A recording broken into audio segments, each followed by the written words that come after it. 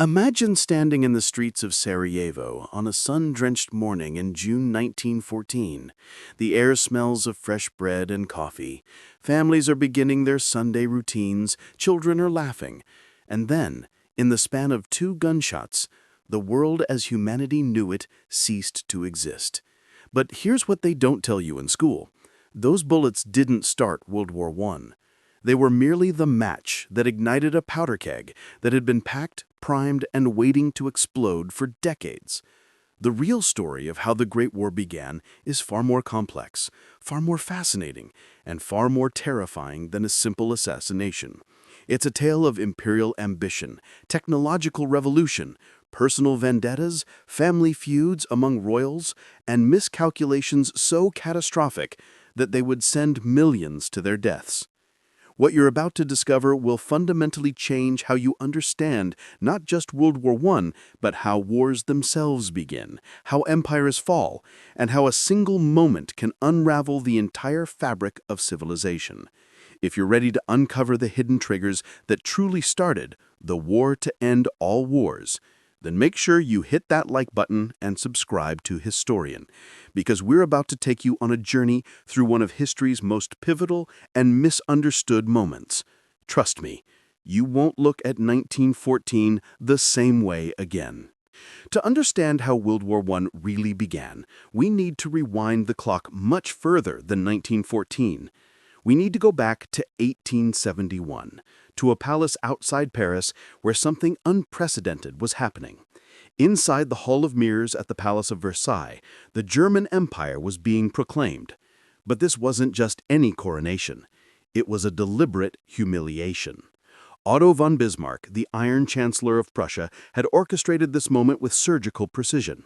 He had just defeated France in the Franco-Prussian War, and now he was crowning Wilhelm I as German Emperor in the most sacred palace of French royalty.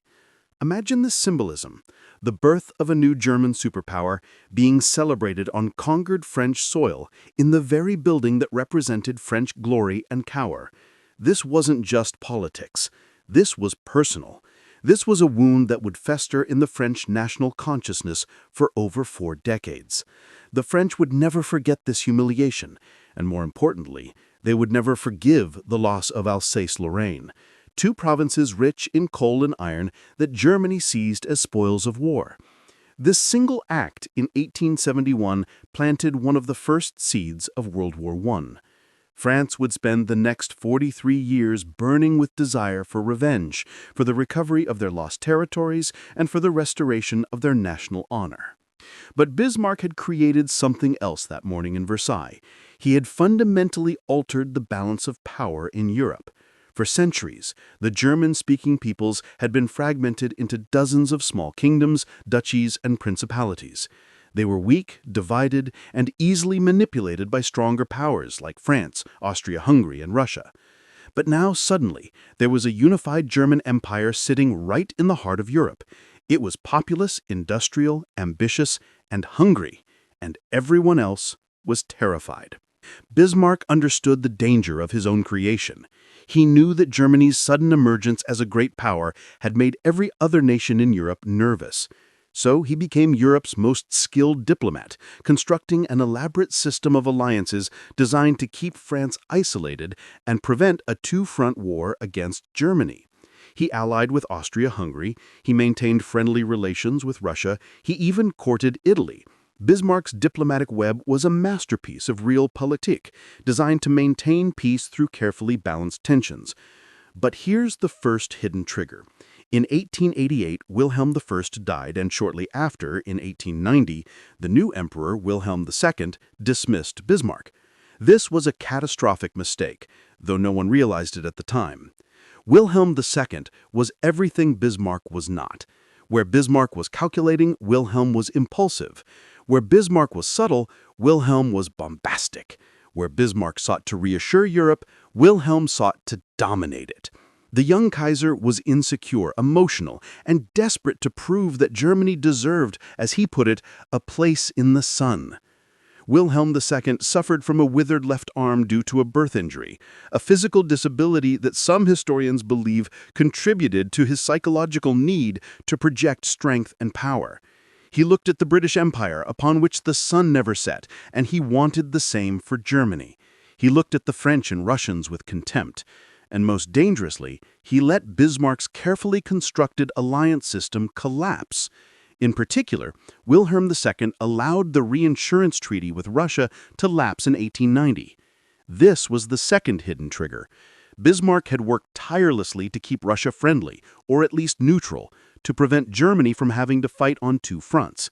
But Wilhelm and his advisors believed they didn't need Russia. They were wrong. Without German friendship, Russia turned to the one nation that hated Germany as much as they were beginning to: France. In 1894, something extraordinary happened that would set the stage for World War I. France and Russia formed an alliance. Think about how unlikely this was. France was a republic, a modern democracy with liberal values. Russia was an autocratic empire ruled by a czar with absolute power, where political dissent was crushed and millions lived in medieval squalor. These two nations had almost nothing in common ideologically, but they had one crucial thing in common: fear and hatred of Germany. France wanted revenge for 1871 and the return of Alsace-Lorraine. Russia was worried about German expansion and influence in Eastern Europe and the Balkans. So they made a pact. If Germany attacked France, Russia would attack Germany from the east. If Germany attacked Russia, France would attack from the west.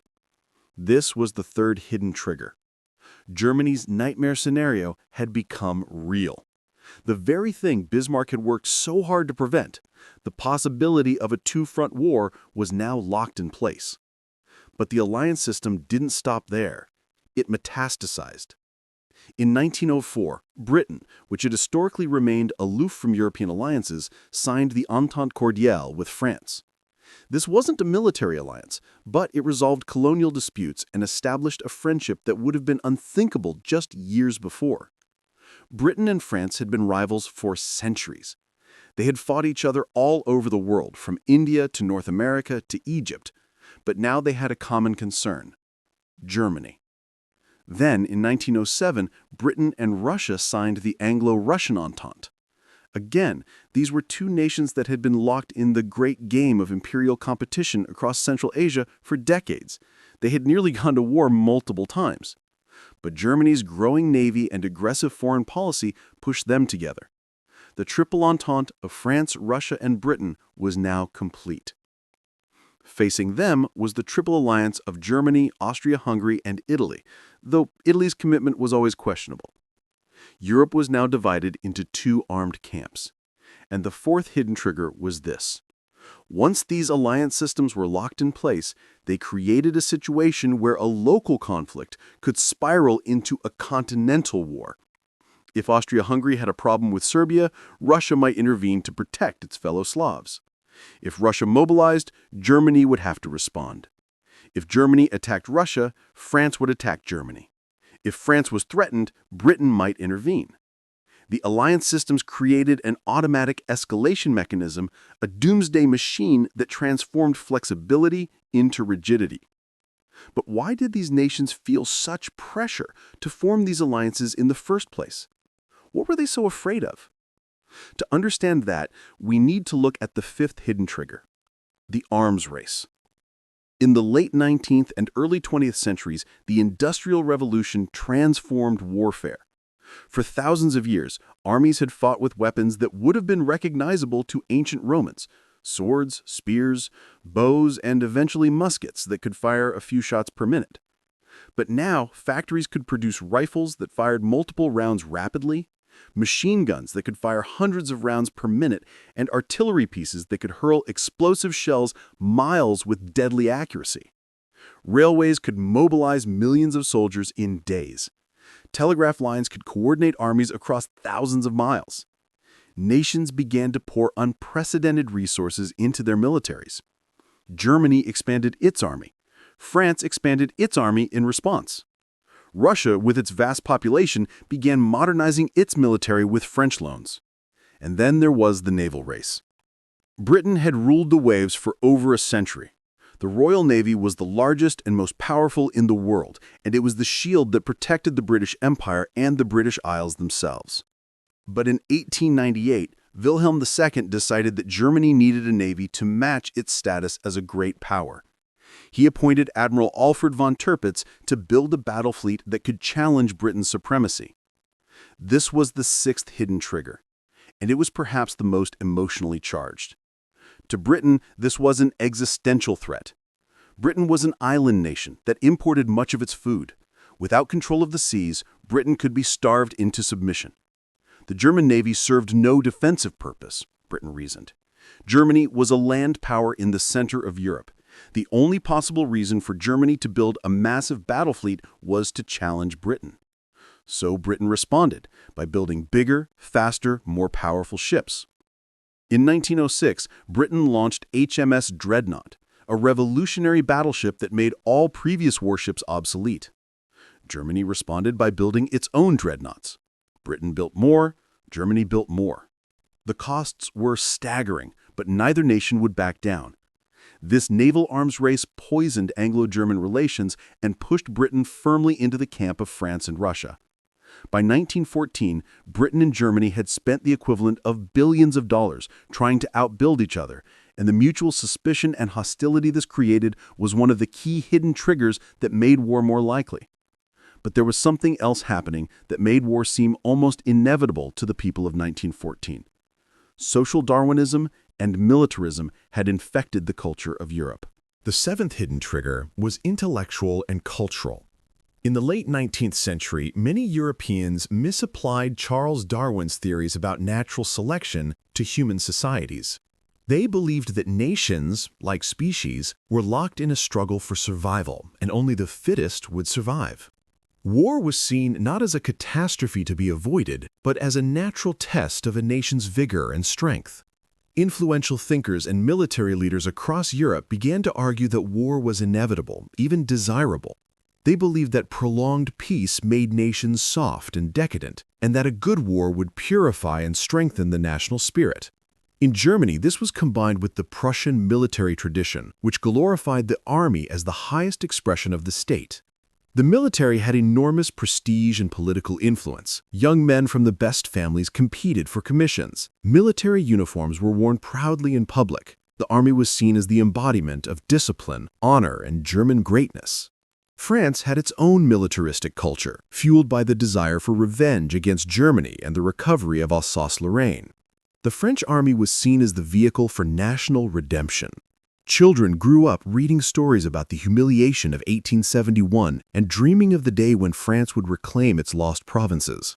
Russia had its pan-Slavic nationalism, the belief that Russia was the protector of all Slavic peoples, and had a divine mission to expand Russian influence in the Balkans and Eastern Europe. Britain, despite being more liberal and democratic, had its own imperial culture that celebrated military heroism and the expansion of the British Empire. Military service was seen as a duty and an honor. The problem with all of this was that it created a culture where war was not seen as a last resort, but as a reasonable option for solving disputes. It created populations that could be easily mobilized for war and governments that felt pressure to take aggressive stances. It created a mindset where backing down was seen as weakness and where compromise was seen as dishonor. But there was a more specific region where all of these tensions concentrated like light through a magnifying glass, and that was the Balkans. The eighth hidden trigger was the slow-motion collapse of the Ottoman Empire and the power vacuum it created in southeastern Europe. For centuries, the Ottoman Empire had controlled the Balkans, a region of immense ethnic, religious, and linguistic diversity. But by the late 19th century, the Ottoman Empire was dying. It was called the sick man of Europe, losing territory with each passing decade as nationalist movements gained strength. Serbia gained independence, Greece gained independence, Bulgaria gained independence, and each newly independent state had its own territorial ambitions and nationalist dreams. Austria-Hungary looked at this situation with growing alarm. The Austro-Hungarian Empire was itself a multi-ethnic patchwork held together by the Habsburg dynasty. It included Germans, Hungarians, Czechs, Slovaks, Poles, Ukrainians, Romanians, Croats, Serbs, Slovenes, and Italians. Nationalist movements were stirring within its own borders, and the rise of independent Slavic states in the Balkans threatened to inspire similar movements within Austria-Hungary. In particular, Serbia was a problem. Serbia had ambitions to unite all South Slavs, which would mean taking territory from Austria-Hungary. Serbian nationalists dreamed of a greater Serbia, or a Yugoslav state that would include Bosnia, Herzegovina, Croatia, and Slovenia, all of which were under Austro-Hungarian control. Russia supported Serbian ambitions because Russia saw itself as the protector of Slavic peoples and wanted to expand its influence in the region. This created a direct conflict with Austria-Hungary, which saw Serbian nationalism as an existential threat. Germany supported Austria-Hungary because Austria-Hungary was its main, really its only, reliable ally. If Austria-Hungary collapsed, Germany would be isolated and surrounded. This brings us to 1908 and the ninth hidden trigger, the Bosnian crisis. Austria-Hungary had been occupying Bosnia and Herzegovina since 1878, but in 1908 it formally annexed the territory. This enraged Serbia, which saw Bosnia as rightfully theirs, and it enraged Russia, which saw this as Austrian aggression against Slavic peoples. Russia mobilized, threatening war, but Germany backed Austria-Hungary completely, and Russia, which was still recovering from its disastrous defeat in the Russo-Japanese War of 1905 and the subsequent revolution, backed down. This crisis is crucial because it established several dangerous precedents. First, it convinced Austria-Hungary that it could get away with aggressive actions in the Balkans as long as Germany backed them.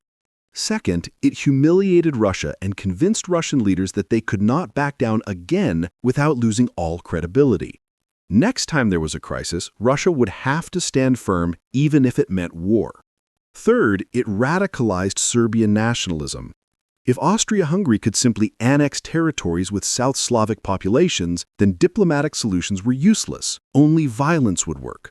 The Bosnian crisis didn't lead to war in 1908, but it set up the conditions that would make war inevitable in 1914. Then came the Balkan Wars of 1912 and 1913, the 10th hidden trigger. In 1912, Serbia, Bulgaria, Greece, and Montenegro formed an alliance and attacked the Ottoman Empire, seeking to drive the Ottomans out of Europe entirely. They succeeded beyond anyone's expectations. In just a few weeks, the Ottomans lost almost all of their European territory. But then the victors turned on each other in the Second Balkan War in 1913, fighting over how to divide the spoils. When the dust settled, Serbia had nearly doubled in size and was feeling confident and aggressive. This terrified Austria-Hungary. A large, aggressive Serbia with Russian backing was exactly the nightmare scenario that Austro-Hungarian leaders feared.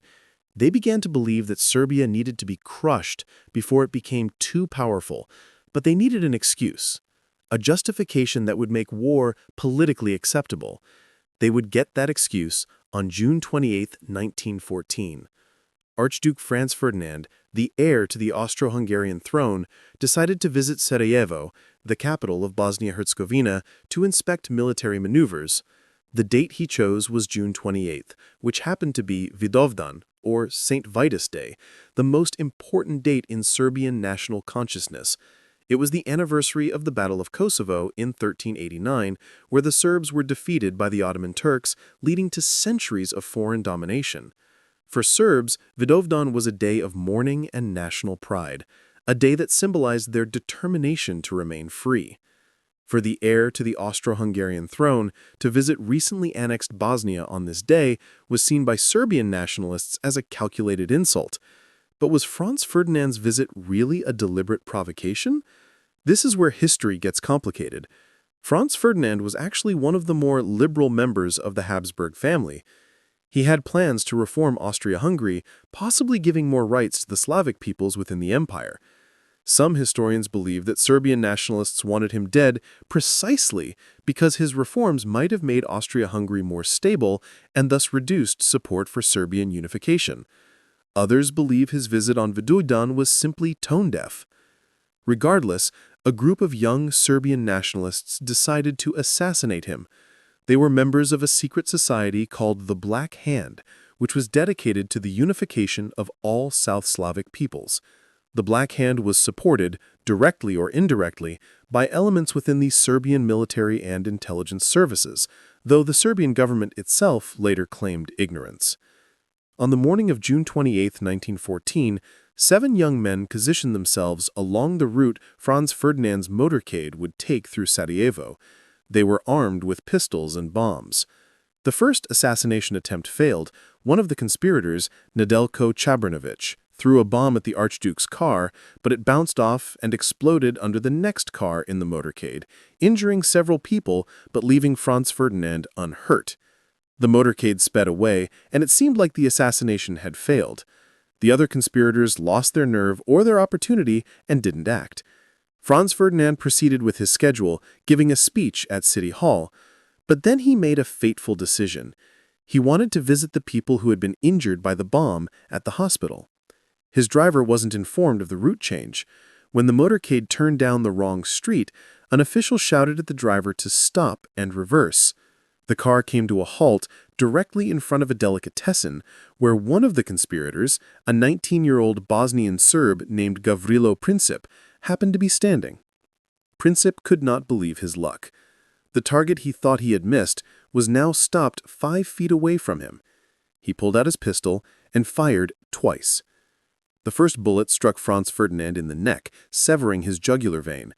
The second bullet struck his wife, Sophie, in the abdomen. They both died within minutes. Princip was immediately seized by the crowd and arrested. In his pocket, the police found a cyanide capsule that he had tried to swallow, but which had failed to work. He wanted to die rather than be captured, but fate had other plans. Gavrilo Princip would live, though not for long. He would be sentenced to 20 years in prison, the maximum sentence for someone under 20 years old, and he would die of tuberculosis in 1918, still in prison, having lived just long enough to see the cataclysm his actions had unleashed. But here's the crucial question, and this is the 11th hidden trigger. Was the assassination really the cause of World War I? The answer is no. The assassination was the excuse, not the cause. To understand this, we need to look at what happened in the 5 weeks between the assassination and the outbreak of war, because this is where the real decisions were made. The Austro-Hungarian government received news of the assassination with shock, but also with something else: opportunity. Many leaders in Vienna had wanted to crush Serbia for years, but they had lacked a justification that would be acceptable to international opinion and, more importantly, to Germany. Now they had it.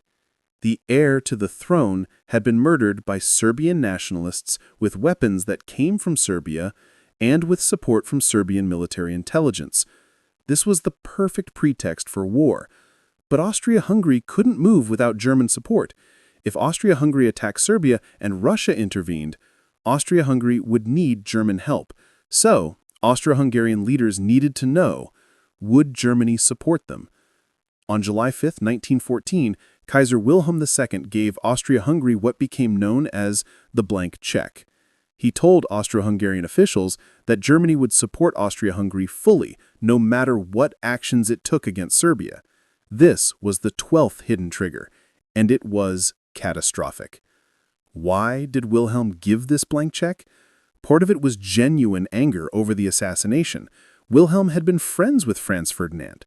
Part of it was German strategic thinking.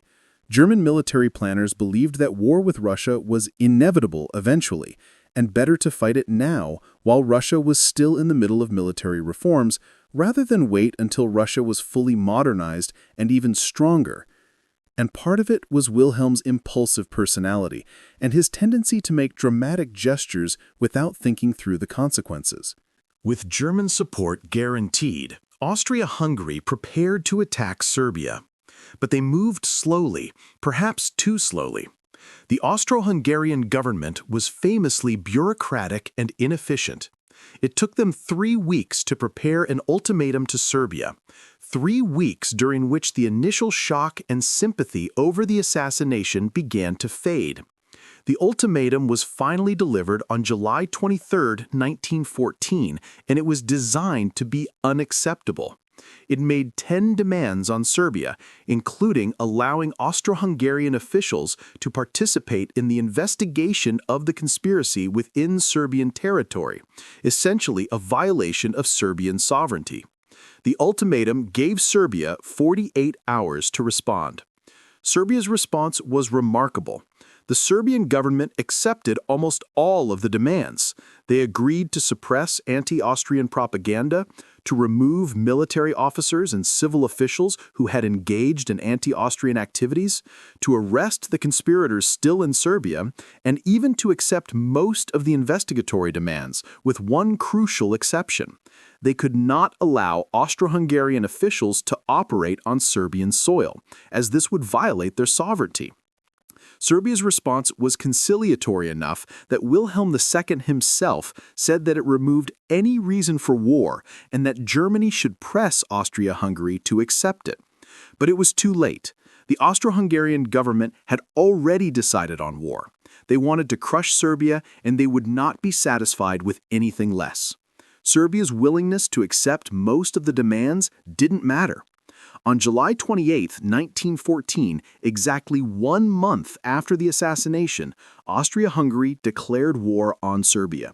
This is the moment when the alliance system, the 13th hidden trigger, began to activate like a row of falling dominoes.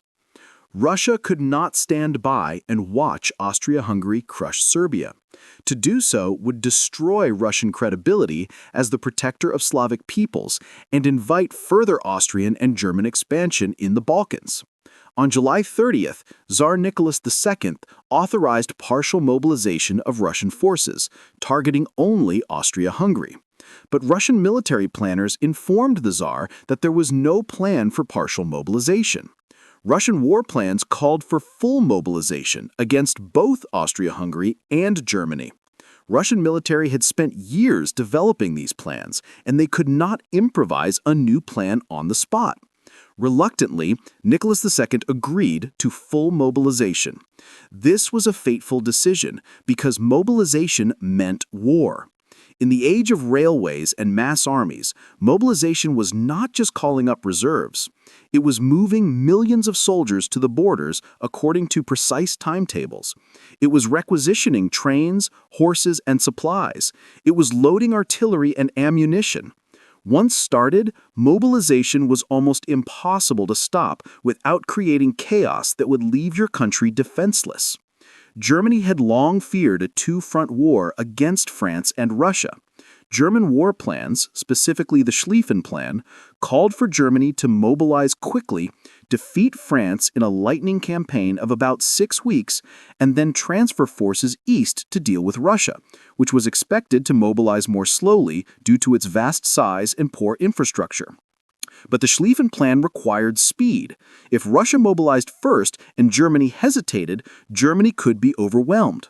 So when Germany learned of Russian mobilization on July 31st, German military leaders told Kaiser Wilhelm that Germany had no choice but to mobilize as well, and mobilization meant war. Germany sent an ultimatum to Russia demanding that Russia stop its mobilization within 12 hours. Russia refused. On August 1, 1914, Germany declared war on Russia. But Germany's Schlieffen Plan had a problem, the 14th hidden trigger that turned a regional conflict into a world war: geography. To defeat France quickly, German planners had concluded that they could not attack through the heavily fortified French-German border. Instead, they would have to go through Belgium. Belgium was neutral, guaranteed by an 1839 treaty signed by all the major European powers, including Germany and Britain. But German military planners believed they had no choice. The Schlieffen Plan required an invasion through Belgium. On August 2nd, Germany demanded that Belgium allow German troops to pass through Belgian territory. Belgium refused, declaring that it would defend its neutrality. On August 3rd, Germany declared war on France and began its invasion of Belgium. This brought Britain into the war. Britain had been uncertain about whether to intervene. There was no formal military alliance with France or Russia, only the looser ententes. The British government was divided. But the invasion of Belgium changed everything. Britain was a guarantor of Belgian neutrality. If Germany could simply ignore treaties when convenient, what did that say about the international order? What guarantee was there that Germany would not attack Britain itself once it dominated Europe? And there were strategic considerations. If Germany conquered France and controlled the Channel ports, Britain would be directly threatened. On August 4th, Britain sent an ultimatum to Germany demanding that it respect Belgian neutrality. Germany refused, famously dismissing the treaty as a scrap of paper. At midnight on August 4th, 1914, Britain declared war on Germany. The First World War had begun. Within weeks, the Ottoman Empire would join on the side of Germany and Austria-Hungary. Japan would join on the side of Britain, seeing an opportunity to seize German colonies in Asia. Italy, despite being part of the Triple Alliance, would eventually join the Entente in 1915, lured by promises of territorial gains. What began as an assassination in Sarajevo had become a global conflagration that would eventually involve 32 nations and kill approximately 17 million people. But could it have been stopped? This is the question that has haunted historians for over a century. There were several moments when the crisis might have been diffused. If Austria-Hungary had accepted Serbia's conciliatory response to the ultimatum, there would have been no war. If Russia had not mobilized, or if Russian military planners had been able to implement a partial mobilization, Germany might not have felt compelled to respond so aggressively. If Germany had not given Austria-Hungary the blank check, Austria-Hungary might have been more cautious. If Germany had not invaded Belgium, Britain might have stayed neutral. But none of these things happened, and there's a reason why. The hidden triggers had created a situation where war was, if not inevitable, then highly probable. The alliance systems meant that a local conflict could escalate. The arms race had created militaries that were expensive to maintain and created pressure to use them. The culture of militarism and social Darwinism had made war seem acceptable, even desirable. The rigid military plans, like the Schlieffen Plan, created situations where political leaders felt they had no choice but to follow military logic. The personal insecurities and ambitions of leaders like Wilhelm II had poisoned diplomacy. The power vacuum in the Balkans had created unstable conditions where small states could trigger great power confrontations. And perhaps most importantly, there was a failure of imagination. The leaders of 1914 thought they understood war.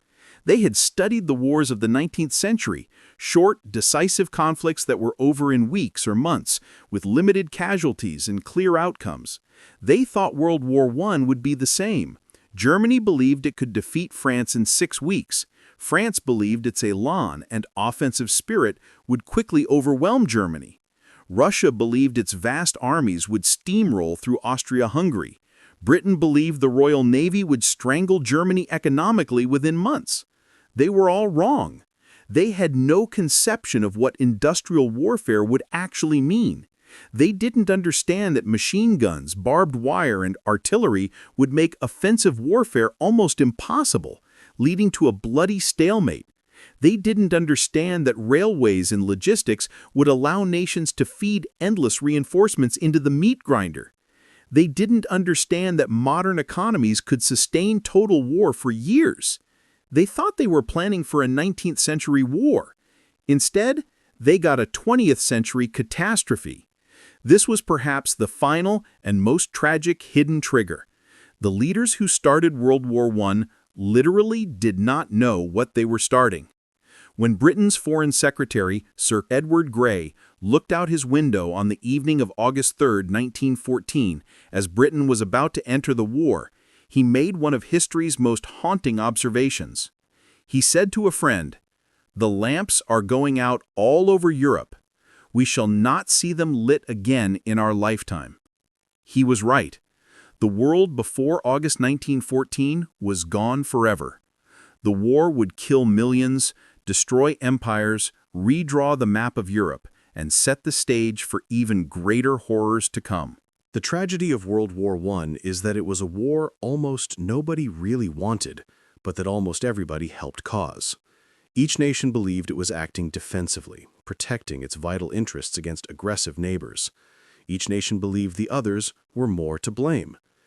And each nation convinced itself that it had no choice. But they did have choices at every step along the way. They chose to build alliance systems instead of flexible diplomacy. They chose to engage in arms races instead of arms control. They chose to see compromise as weakness instead of wisdom. They chose to follow rigid military plans instead of creative political solutions. They chose to mobilize instead of negotiate. They chose war. And once they made that choice, there was no going back. Within days of the war's beginning, soldiers were dying by the thousands. Within weeks, they were dying by the tens of thousands.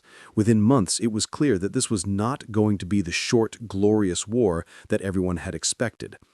By 1916, at battles like Verdun and the Somme, soldiers were dying by the hundreds of thousands for gains measured in yards.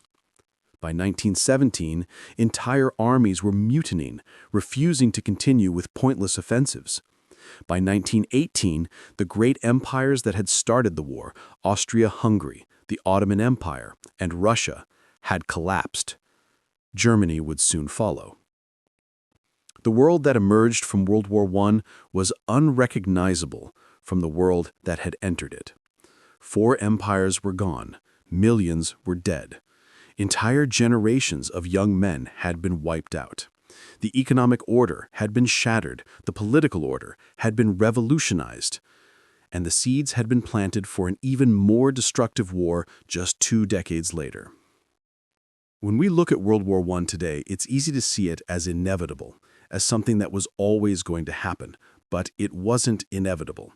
It was the result of specific decisions made by specific people at specific times. Those decisions were influenced by the hidden triggers we've discussed, by the structural conditions that made war more likely. But they were still decisions. Human beings, not abstract historical forces, started World War I. The leaders of 1914 failed to prevent war not because they were uniquely evil or incompetent compared to other eras, but because they were trapped in systems and mindsets of their own making. They had created an international order based on military alliances, arms races, and zero-sum thinking. When crisis came, that order didn't give them the tools to solve the problem peacefully. Instead, it gave them the tools to escalate it into catastrophe. The lesson of World War I is not that war is inevitable. The lesson is that we must be constantly vigilant against the conditions that make war more likely. We must resist the temptation to see international relations as a zero-sum game, where one nation's gain must be another's loss. We must build institutions and relationships that give leaders options other than military force. We must recognize that compromise is not weakness, but wisdom, that negotiation is not surrender, but strength. We must remember that in the modern world, with modern weapons, war is not a test of national strength, but a guarantee of national catastrophe. The leaders of 1914 didn't understand this. They thought they were being strong, defending their nation's honor and interests. Instead, they destroyed everything they were trying to protect. They started a war that killed 17 million people, wounded 20 million more, and set in motion events that would lead to even greater horrors. The hidden triggers of World War I, the long-term causes that built up over decades, teach us that preventing war requires more than just avoiding immediate crises. It requires addressing the underlying conditions that make crisis management fail. It requires building trust between nations, even potential adversaries. It requires leaders who can resist domestic political pressures for aggressive postures. It requires military establishments that are subordinate to political control, not the other way around. It requires economic systems that make nations prosperous together rather than in competition. It requires cultural attitudes that see war as a last resort, not a test of national virility. Most of all, it requires imagination, the ability to imagine the consequences of our actions, to think beyond the immediate crisis to the long-term future, to understand that in an interconnected world, your enemy's catastrophe becomes your catastrophe, too. The leaders of 1914 lacked this imagination. They couldn't imagine the trenches, the gas attacks, the shell shock, the millions of bodies, the collapse of civilization itself. If they had been able to imagine it, would they have made different choices? We'll never know. But we can learn from their failure. We can understand that the road to war is paved not just with evil intentions, but with good intentions poorly thought through, with defensive measures that provoke rather than protect, with alliances that constrain rather than enable, with plans that fail to account for the enemy's plans, with pride that refuses to back down, with fear that sees threats everywhere, and with a failure to imagine consequences. The assassination of Archduke Franz Ferdinand on June 28, 1914, did not start World War I. It was merely the moment when all the hidden triggers finally aligned and the catastrophe that had been building for decades finally erupted. If it hadn't been Franz Ferdinand, it would have been something else. The system was primed to fail. The only question was when and how. That's the terrifying truth about World War I. It was both preventable and, given the conditions of the time, almost certain to happen. The leaders of Europe had created a world where one mistake, one crisis, one moment of miscalculation could set off a chain reaction that no one could control. And on that summer day in Sarajevo, that's exactly what happened. But let's dig deeper into some of the hidden triggers that deserve more attention, because the story is even more complex than what we've covered so far. One of the most overlooked factors is the role of railway timetables in making war inevitable. This might sound absurd. How could train schedules start a world war? But in 1914, mobilization was everything, and mobilization meant railways. The 15th hidden trigger was the tyranny of the railway timetable. Every major power had spent years developing intricate mobilization plans that depended on railways moving millions of soldiers, along with their equipment, supplies, horses, and artillery, to the frontiers according to precise schedules. These plans were masterpieces of logistics, coordinating thousands of trains moving on hundreds of railway lines. But they were completely inflexible. Once mobilization began, stopping it would create chaos. Trains would pile up, units would be scattered, the entire military machine would be thrown into disorder, leaving the nation vulnerable to attack. This meant that mobilization, which should have been a reversible military precaution, became an irreversible act of war. When Tsar Nicholas II ordered Russian mobilization, he effectively declared war on Germany, even though he still hoped for a diplomatic solution. When Germany responded with its own mobilization, it was committing to the Schlieffen Plan, which meant invading Belgium and France regardless of whether France actually wanted war. The generals told the politicians that there was no other option. The trains were moving, the timetables could not be changed. In a very real sense, Europe went to war in 1914 because the railway schedules said it had to. Another crucial hidden trigger that often gets overlooked is the role of public opinion and the press. In the years leading up to 1914, newspapers in every major country had been whipping up nationalist sentiment and demonizing rival nations. This was the age of mass literacy and cheap newspapers. For the first time in history, ordinary people were consuming news every day, and much of that news was sensationalist, biased, and inflammatory. In Germany, newspapers portrayed Russia as a barbaric Asiatic horde threatening European civilization, and France as a decadent nation seeking revenge. In France, newspapers kept alive the memory of 1871 and portrayed Germany as a militaristic threat to French survival. In Britain, newspapers warned of the German naval threat and German plans for world domination. In Russia, newspapers promoted pan-Slavic nationalism and portrayed Austria-Hungary as the oppressor of Slavic peoples. This media environment created populations that were primed for war. When the July crisis of 1914 erupted, crowds gathered in the streets of European capitals demanding war. In Berlin, Vienna, Paris, St. Petersburg, and London, there were massive demonstrations of nationalist fervor. Young men rushed to volunteer, afraid the war would be over before they could participate. The leaders of Europe who were making decisions about war and peace were not operating in a vacuum. They were under enormous pressure from public opinion, which had been shaped by years of inflammatory media coverage. To back down, to pursue a diplomatic solution, to accept compromise, these options would have been seen as cowardice, as betrayal of national honor. The press had created an environment where leaders felt they had to be aggressive or be swept aside by more nationalist alternatives. This was the 16th hidden trigger, the newspapers and public opinion that made compromise politically impossible. Then there's the economic dimension, which is often underestimated. The 17th hidden trigger was economic competition and the fear of economic decline. By 1914, Germany had become an economic powerhouse. Its industrial production had surpassed Britain's. Its steel production was greater than Britain and France combined. German companies were competing successfully all over the world.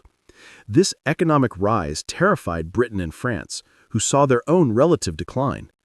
Britain, which had been the world's leading industrial power for over a century, was being overtaken. The British Empire still controlled a quarter of the Earth's surface and population, but economically, Britain was losing ground. Some British leaders began to think that war with Germany was inevitable, and that it would be better to fight sooner rather than later, before Germany became even stronger. In France, there were similar concerns. The French economy was growing, but not as fast as Germany's. The population of France was 40 million. The population of Germany was 65 million and growing faster. Simple demographics suggested that over time, Germany would become increasingly dominant. These economic and demographic realities created a sense of urgency, a feeling that time was on Germany's side and against Britain and France. Better to fight now, while there was still a chance of winning, than to wait until Germany was even more powerful. On the German side, there was a different kind of economic anxiety. Despite its industrial success, Germany felt constrained. It was a latecomer to imperialism, having unified only in 1871, by which time Britain and France had already carved up most of the world. Germany had some colonies in Africa and the Pacific, but nothing compared to the British or French empires.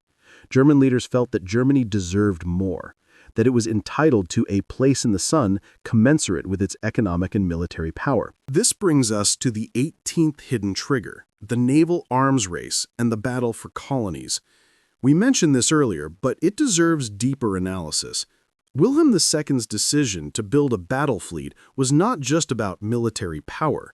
It was about prestige, about Germany's place in the world. The Kaiser looked at the British Empire with envy and resentment. Britain had colonies on every continent, resources from around the world, naval bases in every ocean. Germany had a few scattered colonies that were expensive to maintain and economically marginal. The German Navy was supposed to change this. It was supposed to force Britain to take Germany seriously, to negotiate as equals, to give Germany its fair share of the world. But it had the opposite effect. It terrified Britain and pushed Britain into the arms of France and Russia. The naval race consumed vast resources that both nations could have used for social programs, infrastructure, or paying down debt. But neither nation could back down without losing face. By 1914, Britain and Germany had created huge navies that would spend most of the war sitting in port, staring at each other across the North Sea, because neither side dared risk its precious battleships in a decisive engagement. The Battle of Jutland in 1916 would be the only major fleet action of the entire war, and it would be inconclusive. The great battleships that Britain and Germany had spent billions building would prove far less important than submarines, mines, and destroyers, weapons that were much cheaper and which neither nation had invested in heavily because they weren't prestigious enough. The naval arms race was a colossal waste of resources that increased tensions without providing any real security to either nation, but it was driven by prestige, by status anxiety, by the belief that a great power must have a great navy. This was a cultural assumption, not a strategic necessity, but it had strategic consequences. The 19th hidden trigger was the cult of the offensive, a military doctrine that dominated European military thinking in the years before World War I. Military theorists in every major country had convinced themselves that the next war would be won by whichever side attacked most aggressively. They believed that morale, spirit, and the will to win could overcome defensive firepower. This was despite considerable evidence to the contrary. The American Civil War, the Russo-Japanese War, and the Balkan Wars had all demonstrated that modern weapons, rifles, machine guns, and artillery gave enormous advantages to defenders. Attacking forces suffered horrendous casualties trying to overcome entrenched defenders. But European military theorists dismissed these lessons. They convinced themselves that American soldiers lacked European elan, that Japanese victories were flukes, that Balkan armies were too primitive to provide useful lessons. They believed that with proper training and aggressive spirit, offensive operations would succeed. The French developed the doctrine of attaque outrance, attack to excess. They believed that French soldiers, motivated by the spirit of the French Revolution and the desire to recover Alsace-Lorraine, could overcome any defensive position through sheer will and courage. They designed uniforms that were deliberately conspicuous, bright red trousers and blue coats, because camouflage was seen as cowardly. The Germans had similar beliefs. The Schlieffen Plan was based entirely on offensive action, on rapid movement and aggressive attacks that would overwhelm the enemy before they could organize effective resistance. The Russians planned massive offensives that would use their vast numerical superiority to simply roll over the enemy. Even the British, who had a more defensive military tradition, were influenced by offensive thinking. This cult of the offensive had catastrophic consequences. It meant that when war came, every army attacked and every army suffered devastating casualties. In the first month of the war, France lost 300,000 men, killed, wounded, or captured. Germany lost similar numbers. Russia lost even more. The offensive operations that military theorists had promised would bring quick victory instead brought unprecedented slaughter. But the cult of the offensive had another effect that's more relevant to understanding the war's origins. It made military leaders believe that striking first was essential. If war was coming, you needed to mobilize first, attack first, seize the initiative. This created an enormous pressure for rapid escalation during the July crisis. Military leaders told their political leaders that delay could be fatal, that hesitation could cost millions of lives, and that the nation that struck first would win. This was the 20th hidden trigger, a military doctrine that prioritized speed and aggression over careful deliberation, that made military leaders pressure politicians to act quickly rather than negotiate patiently. The cult of the offensive turned the July crisis into a race, with each nation trying to mobilize faster than its rivals, and that race made war almost impossible to prevent. Let's also examine more closely the personalities involved, because individuals matter. History is not just the product of vast impersonal forces. It's also shaped by the decisions of specific people in positions of power. And in 1914, several key decision-makers had personalities and beliefs that made war more likely. We've already discussed Kaiser Wilhelm II, but it's worth emphasizing just how erratic and impulsive he was. Wilhelm suffered from what we might call today deep insecurity and a need for constant validation. His withered arm was a source of shame that he tried to compensate for through aggressive posturing. He gave bombastic speeches threatening Germany's enemies. He made reckless promises of support to Austria-Hungary. But he also vacillated. During the July crisis, he went on a cruise, apparently not grasping the seriousness of the situation. When he returned and read Serbia's response to the Austrian ultimatum, he said it was conciliatory and should be accepted. But by then, his own government and military had already set events in motion that he couldn't control. Wilhelm was a man who wanted to be seen as strong and decisive, but who actually lacked the discipline and judgment to be an effective leader. His personality was the 21st hidden trigger. Then there was Tsar Nicholas II of Russia. Nicholas was a well-meaning but weak and indecisive ruler. He was devoted to his family, sincerely religious, and genuinely wanted what was best for Russia. But he was completely unsuited to be an autocratic ruler of a vast empire in crisis. Nicholas was easily influenced by whoever spoke to him last. He would make a decision, then reverse it when someone argued the opposite. During the July crisis, he authorized mobilization, then canceled it, then authorized it again.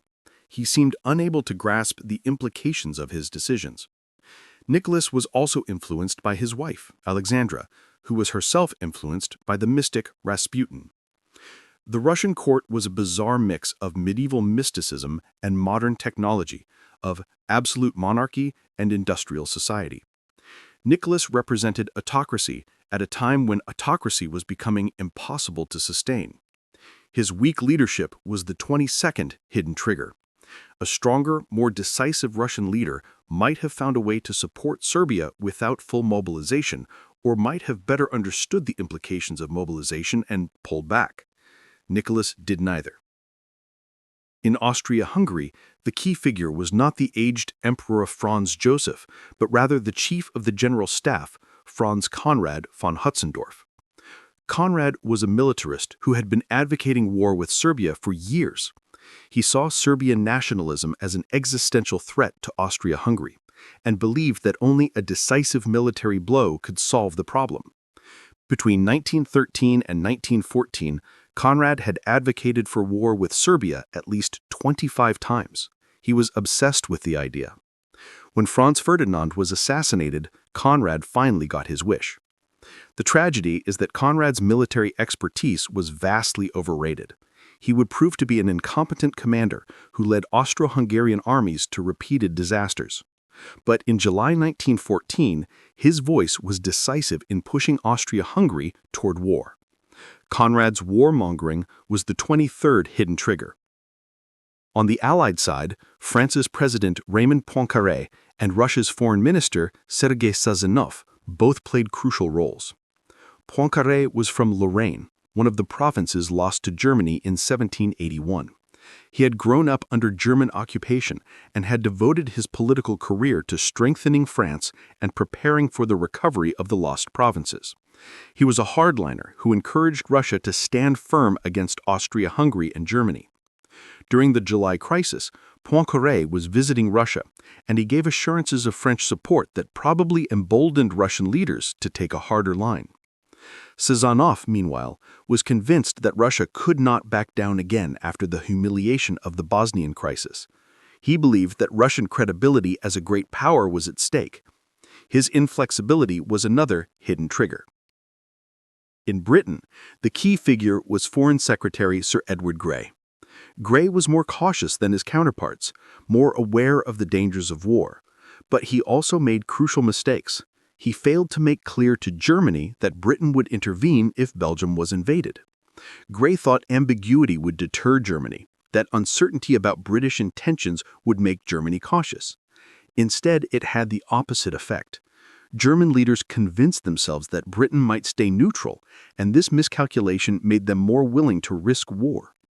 If Grey had stated clearly and unambiguously that Britain would fight if Belgium was invaded, would Germany have gone ahead with the Schlieffen Plan? We can't know for sure, but Grey's ambiguity was the 24th hidden trigger. His failure to clearly communicate Britain's intentions allowed German leaders to gamble that they could knock out France before Britain could intervene effectively. But beyond individual personalities, there was also the simple fact of generational change. By 1914, the leaders who remembered the last major European war, the Franco-Prussian War of 1870 to 1871, were dying off. A new generation had come to power that had no personal experience of war's horrors. For them, war was abstract, theoretical, even romantic. They had read about it in books and studied it at military academies, but they had never seen a battlefield, never smelled the stench of death, never heard the screams of wounded men. This generational change was the 25th hidden trigger. The leaders of 1914 lacked the visceral understanding of war that might have made them more cautious. Compare this to the aftermath of World War II. The leaders who lived through that catastrophe were extremely cautious about war during the Cold War.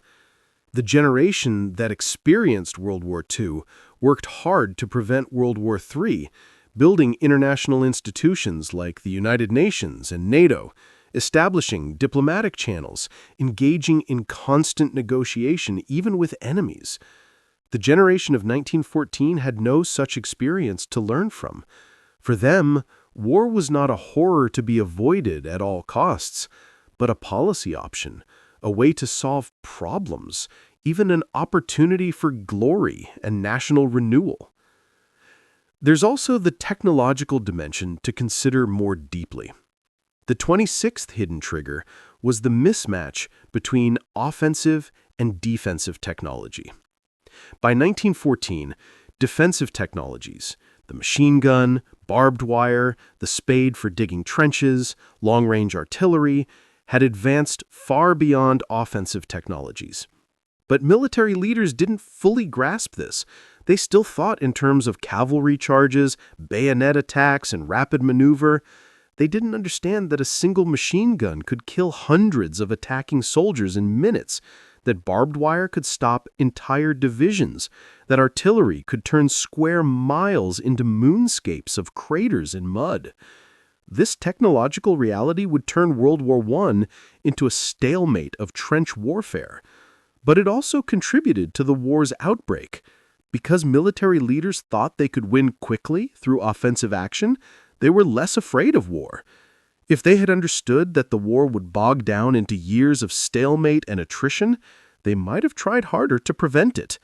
The technological realities of 1914 made defensive war dominant, but military doctrine still emphasized offensive war. This mismatch between technology and doctrine was a recipe for catastrophe. Another often overlooked factor is the role of military-industrial complexes. By 1914, the arms manufacturers of Europe had become powerful political actors. Companies like Krupp in Germany, Schneider in France, and Vickers in Britain had grown rich from the arms race. They employed hundreds of thousands of workers. They had powerful lobbies. They influenced newspapers and politicians. These companies had a vested interest in continued military spending and international tensions. Peace was bad for business. This doesn't mean that arms manufacturers started World War I. That would be too simplistic. But they were part of the 27th hidden trigger. They created economic constituencies that benefited from militarism and arms races. They funded nationalist organizations and jingoistic newspapers. They lobbied governments to increase military budgets. The arms industry created an economic infrastructure of war that made peace harder to maintain. We should also consider the role of imperialism more broadly as the 28th hidden trigger. By 1914, the European powers had divided most of the world among themselves. This imperial competition created conflicts in Africa, Asia, and the Middle East that increased tensions in Europe. The Moroccan crises of 1905 and 1911, where Germany challenged French control of Morocco, brought Europe to the brink of war. The Fashoda crisis of 1898, where Britain and France nearly went to war over control of the Sudan, showed how colonial competition could threaten European peace. The rivalry between Russia and Britain in Central Asia, the Great Game, created decades of tension. The scramble for China created conflicts among all the major powers. By 1914, there was almost no place left on Earth to colonize. The great powers had taken it all. This meant that future gains could only come at the expense of other great powers, not at the expense of weak indigenous peoples. Imperialism had run out of room to expand, and this created a zero-sum mentality. If Germany wanted more colonies, it would have to take them from Britain or France. If Russia wanted warm water ports, it would have to take them from the Ottoman Empire, which was allied with Germany and Austria-Hungary. Imperialism had created a world where expansion meant conflict among the great powers themselves. The 29th hidden trigger was the breakdown of the concert of Europe, the system of great power diplomacy that had maintained relative peace since 1815. After the Napoleonic Wars, the major European powers had established a system where they would meet regularly to resolve disputes through negotiation and compromise. The system had prevented any major European war for a century, though there had been smaller conflicts. But by 1914, the concert of Europe had broken down. The division into rigid alliance blocs meant that nations no longer saw themselves as part of a common European system. They saw themselves as members of opposing camps. The Germans, Austrians, and Italians were the Triple Alliance. The French, Russians, and British were the Triple Entente. There was no longer a neutral ground where all the powers could meet to negotiate. There was no longer a shared sense that preserving European peace was more important than any individual nation's interests. The system that had kept the peace for a century had died, and nothing had replaced it. Finally, we need to consider the 30th hidden trigger, the absence of effective international law and institutions. In 1914, there was no United Nations, no International Court of Justice, no mechanism for collective security. The Hague Conventions of 1899 and 1907 had established some rules for warfare and had created the Permanent Court of Arbitration, but these were weak institutions with no enforcement mechanisms. When Austria-Hungary wanted to punish Serbia, there was no international body that could mediate. When the crisis escalated, there was no Security Council that could intervene. The international system was anarchic, with each nation pursuing its own interests and relying on its own power for security. This made war more likely because there was no alternative. Nations couldn't appeal to international law or international institutions. They could only rely on their own military strength and their alliances. The absence of effective international institutions meant that when crisis came, there was no circuit breaker, no way to stop the escalation. The system just kept accelerating toward war until it was too late to stop. When we step back and look at all 30 of these hidden triggers together, a picture emerges of a world that was primed for catastrophe. World War I was not the result of any single cause. It was the result of dozens of factors, some long-term, some short-term, some structural, some personal, all coming together in the summer of 1914. It was like a perfect storm, where multiple dangerous conditions aligned to create a disaster that no single factor could have caused alone. The assassination of Franz Ferdinand was the spark, but the fuel had been accumulating for decades. The rigid alliance systems, the arms races, the cult of the offensive, the failure of diplomacy, the breakdown of international institutions, the role of imperialism, the influence of the press, the tyranny of railway timetables, the personalities of leaders, the generational change, the technological mismatches, the economic competitions, the status anxieties, the humiliations and resentments stretching back to 1871, all of these came together in July 1914 to create a catastrophe that killed 17 million people and destroyed 4 empires. The story of World War I's origins is ultimately a story about human failure. It's a story about how intelligent, educated people acting with what they believed were good intentions created a disaster. It's a story about how systems can trap people, how assumptions can blind people, how pride can destroy people. It's a story about how war can happen even when almost nobody really wants it, because the structures and beliefs and plans and fears all push in that direction. And it's a warning to us today. The specific conditions of 1914 will never be repeated. We don't have Kaisers and Tsars anymore. We don't have the same alliance systems or the same arms races. But the underlying dynamics that caused World War I are still with us. We still have status anxieties among nations. We still have arms races and military-industrial complexes. We still have nationalist movements and media that inflame passions. We still have leaders who make mistakes. We still have systems that can trap us. The hidden triggers of World War I teach us that preventing war requires constant vigilance, careful diplomacy, strong international institutions, leaders who can imagine consequences, and populations who understand that war in the modern age is not glorious or heroic, but catastrophic. The young men who marched off to war in August 1914, cheered by enthusiastic crowds, thought they were going on an adventure. They thought they'd be home by Christmas. Instead, they found hell on earth, trenches filled with mud and rats, poison gas that burned their lungs, artillery barrages that drove men insane, machine guns that cut down entire battalions in minutes. They found a war where officers ordered them to climb out of trenches and walk toward enemy machine guns, where following orders meant certain death, where courage and cowardice made no difference because the bullets and shells killed indiscriminately. They found a war that destroyed everything they believed about honor, glory, and the nobility of combat. If the leaders of 1914 could have seen what was coming, would they have made different choices? That's the question that haunts us still, and it's the question we must ask ourselves today.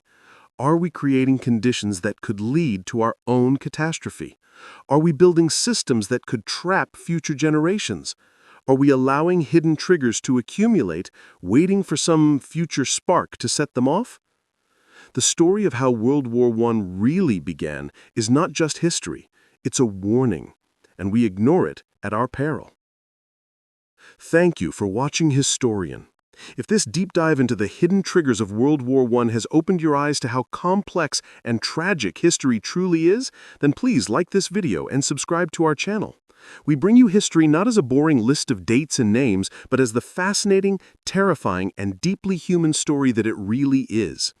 Hit that notification bell so you never miss our next journey into the past, because understanding history isn't just about knowing what happened, it's about understanding why it happened, so we can maybe, just maybe, avoid making the same mistakes again. Until next time, keep questioning, keep learning, and remember, history isn't just about the past, it's about understanding ourselves.